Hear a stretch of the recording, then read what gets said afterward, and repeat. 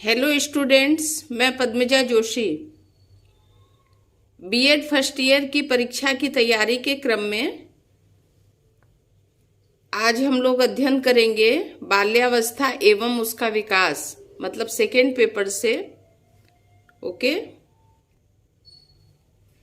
Lesson का नाम है मापन एवं मूल्यांकन। ये इम्पोर्टेंट लेसन है और इसका आज हम लोग अध्ययन करते हैं। मापन की अवधारणा। मनुष्य की सभ्यता के विकास में जैसे जैसे विज्ञान की प्रगति हुई, मापन विधियों का भी विकास होता गया। ओके, प्रारंभ में सभी क्षेत्रों में प्रयत्न व भूल की विधि का सहारा लिया जाता था, परंतु कालांतर में अनुभव के अलग अलग अंशों को बटोरकर दर्शन शास्त्र का जन्म हुआ। 3 शताब्दी पूर्व जब गैलीलियो ने प्रयोगात्मक विधि के नियमों की सत्यता व असत्यता की जांच की, तो आधुनिक विज्ञान का उदय हुआ। तब से केवल भौतिक व रसायन क्षेत्रों में ही नहीं, वरन मनोविज्ञान, शिक्षा शास्त्र, अर्थशास्त्र, भूगोल, समाजशास्त्र, जीव शास्त्र आदि सभी विषयों में मानव के परिणामात्मक ज्ञान का विस्तार हुआ। विज्ञान ने हमारे भौतिक जगत में क्रांति ला दी है। ओके, आगे देखिए। आधुनिक युग विज्ञान का युग है और इस वैज्ञानिक युग की प्रगति का आधार मात्र मापन ही है। मापन के अभाव में वैज्ञानिक प्रगति व आधुनिक सभ्यता के विकास की कल्पना करना भी हास्यप्रद होगा। मापन की महत्ता पर प्रकाश डालते हुए रॉस महोदय ने कहा है, मापन के सभी यंत्र यदि संसार से लुप्त कर दिए जाएं, तो आधुनिक सभ्यता बालू की दीवार की तरह से भरभरा कर गिर जाएगी। मापन का अर्थ। मापन एक निरपेक्ष शब्द है जिसकी व्याख्या करना कठिन है। प्रायः मापन से अभिप्राय यह लगाया जाता है कि यह प्रदत्तों का अंकों के रूप में वर्णन करता है। मापन किसी भी वस्तु का शुद्ध व वस्तुनिष्ठ रूप से वर्णन करता है। किसी भौतिक पदार्थ के गुण व विशेषताओं के परिणाम को अंकात्मक रूप देने की क्रिया को मापन क्रिया कहते हैं। अब मापन क्रिया की मुख्य परिभाषाएं निम्नलिखित हैं। पहला है एम.एस. स्टीवेंस के अनुसार, मापन किन्हीं निश्चित स्वीकृत नियमों के अनुसार वस्तुओं को अंक प्रदान करने की प्रक्रिया है। ब्रेडफील्ड तथा मोरेडॉक के अनुसार, मापन के द्वारा किसी तथ्य के विभिन्न आयामों को प्रतीक प्रदान करना ही मापन कहलाता है।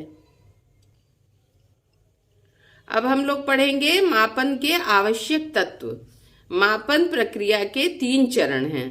पहला है गुणों को पहचानना व परिभाषित करना। किसी भी वस्तु या व्यक्ति के मापन करने से पूर्व सर्वप्रथम उसके गुणों को पहचानकर उनकी व्याख्या की जाती है, क्योंकि मापन के अंतर्गत व्यक्ति या वस्तु के संपूर्ण व्यवहार का अध्ययन न करके उसके केवल कुछ ही गुणों का मापन किया जाता है, जैसे मेज या कमरे की लंबाई, शारीरिक तापक्रम, बालक की बुद्धि व सृजनात्मकता, किशोर की संवेगात्मक परिपक्वता, रुचि आदि। किसी मानसिक गुण जैसे बुद्धि का मापन करने से पूर्व यह जान लेना आवश्यक है कि क्या बुद्धि नवीन परिस्थितियों में सामंजस्य स्थापित करने की योग्यता है, या बुद्धि अमूर्त चिंतन की योग्यता है, या बुद्धि चयन व विभेद करने की शक्ति है। अतः स्पष्ट है कि किसी भी वस्तु या व्यक्ति के गुणों की व्याख्या करने में हमें अनेक प्रकार के विचार करना होता है। इस प्रकार मापन में सर्वप्रथम किसी वस्तु या व्यक्ति के गुणों की पहचान व परिभाषा प्रस्तुत की जाती है। दूसरा है गुणों को अभिव्यक्त करने वाली संक्रिया विन्यास को निश्चित करना।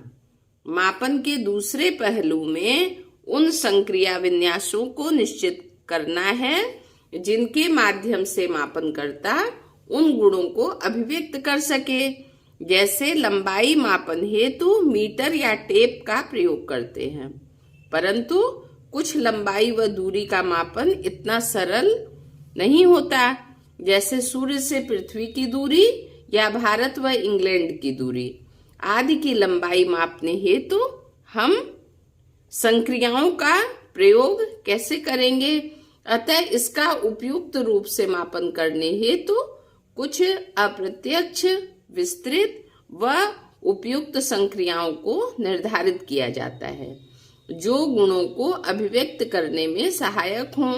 अतः गुण की परिभाषा करते समय उसमें उपयुक्त होने वाली सार्थक संक्रियाओं का भी वर्णन किया जाता है तथा उसकी एक क्रियात्मक परिभाषा भी दी जाती है एवं इसमें संक्रिया विन्यास को भी निर्धारित किया जाता है। अब उदाहरण देखिए, यदि हम किसी इंटर कॉलेज के प्रधानाचार्य के शील गुण, नेतृत्व शैली का मापन करना चाहते हैं तो हमारे सम्मुख यह प्रश्न उठता है कि एक स्कूल प्रधानाचार्य के लिए नेतृत्व शैली से क्या आशय है। इसलिए हमें सबसे पहले नेतृत्व शैली की एक सर्वसम्मत परिभाषा देनी होगी कि एक निरंकुश व प्रजातंत्रीय नेतृत्व शैली की क्रियात्मक परिभाषा क्या होगी। अब तीसरा है गुणों को अंशों या योग की इकाइयों में मात्रांकित करना। मतलब गुणों और अंशों का जो जोड़ होगा, योग होगा, उसको इकाइयों में मात्रा के रूप में बताना। मापन के तीसरे चरण में, ये तीसरा चरण है, मापन के तीसरे चरण में संक्रियाओं के निष्कर्षों को मात्रात्मक रूप में व्यक्त किया जाता है। मापन में हमारा संबंध अधिकांश रूप से इन प्रश्नों जैसे कितने तथा कितना में रहता है। भौतिक मापन में इन इकाइयों में समानता होती है कि यह कमरा उस कमरे से इतने इंच लंबा या चौड़ा है, किंतु मनोवैज्ञानिक गुण की ऐसी कुछ भी इकाइयां नहीं होती जिनकी समानता को प्रत्यक्ष तुलना में व्यक्त किया जाए। हम कैसे कह सकते हैं कि दो व्यक्ति सृजनशीलता के दृष्टिकोण से समान हैं या व्यक्ति की गणितीय योग्यता जानने में समस्या X समस्या Y समस्या के समान है।